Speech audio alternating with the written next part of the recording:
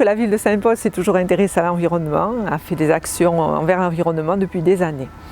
Il se trouve que dans notre programme, nous allons amplifier ces projets sur l'environnement, notamment avec les Barthes de Poustagnac, qui sont un espace naturel préservé, que nous voulons préserver encore plus et aménager à minima et de façon écologique pour que les Saint-Paulois puissent observer la biodiversité de ces Barthes, les animaux, les plantes et garder cet espace nature totalement préservé.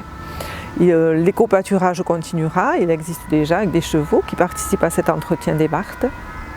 Et cela continuera. Ensuite, nous achèterons l'étang de la Courbe pour avoir la continuité de la trame bleue, c'est-à-dire de l'eau entre l'étang d'Abbesse, l'étang de la Courbe, l'étang de Poustagnac et le lac de Christus. Nous allons aussi construire une halle de la mémoire à Poustagnac, qui servira, comme son nom l'indique, à parler du passé de Poustagnac, à parler des forges du moulin et à parler de la biodiversité d'Abbesse et de Poustagnac. Nous allons aussi construire un verger urbain en bas de l'église à Dorlane avec de l'habitat et un grand verger urbain qui sera accessible à tous et qui effectivement pourra être le lieu d'animation, de partage. Effectivement, il y a un projet d'établissement dans les environs de Poustagnac. Il se trouve que le bâtiment du moulin de Poustagnac, je l'ai fait inscrire au PLUI, c'est-à-dire que le plan local de l'urbanisme intercommunal, et comme il est inscrit, personne ne pourra le démolir. Donc il sera protégé forcément. Donc en face, de l'autre côté, il y a un projet d'établissement thermal qui s'intégrera parfaitement dans le paysage.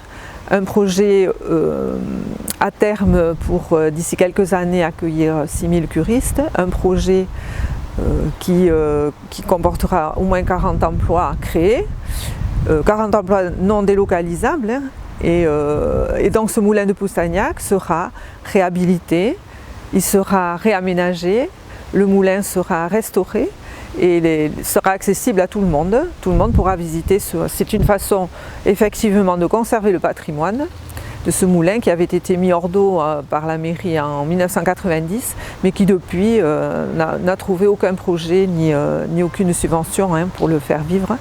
Donc voilà, c'est une façon de garder ce moulin, de le restaurer. Et le projet d'établissement thermal est une façon aussi de faire vivre la ville, puisque nous sommes une station thermale et donc il faut faire venir du monde, ça participera au développement de l'économie pour tous les Saint-Paulois, hein, les logeurs, les hôtels, les campings, les commerces, l'emploi, tout le monde y trouvera son compte. Et ce projet thermal est en lien avec l'hôpital de Dax, avec le village Alzheimer, pour des curistes pour le rhumatisme et la phlébologie, mais aussi des suites de cancer, des suites d'AVC, enfin voilà, qui participera à faire venir des curistes d'âge et différents et de pathologies différentes. La médiathèque sur l'espace Pierre-Benoît est un projet dont les travaux ont commencé en décembre. Donc ce projet a été finalisé avec la DRAC, la Direction régionale des affaires culturelles. Il a été travaillé avec la DRAC, la médiathèque de Dax et la ville de Saint-Paul-et-Dax. Ça a toujours été en complémentarité. La DRAC soutient les deux projets. Cette médiathèque était très pertinente sur ce domaine puisque c'est un domaine quand même historique, la maison de Pierre-Benoît. Le bâtiment actuel qui est derrière l'ancien siège de Gascogne, est un bâtiment classé de l'école d'architecture de Bordeaux.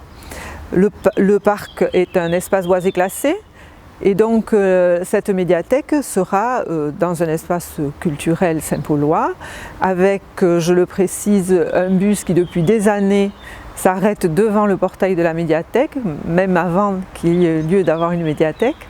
Ce projet culturel a été sera financé par l'État, la DRAC et la région, le département, à hauteur de 66% sur la construction et l'équipement.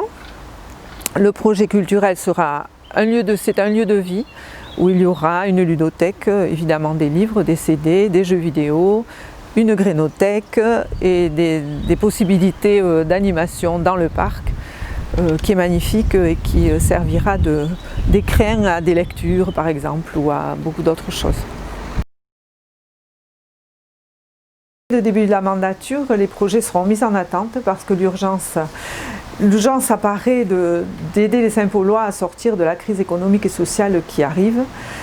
Donc j'ai déjà demandé à distribuer un questionnaire à toutes les entreprises pour connaître leurs difficultés et pouvoir les défendre auprès de l'État, de la région et de la communauté d'agglomération.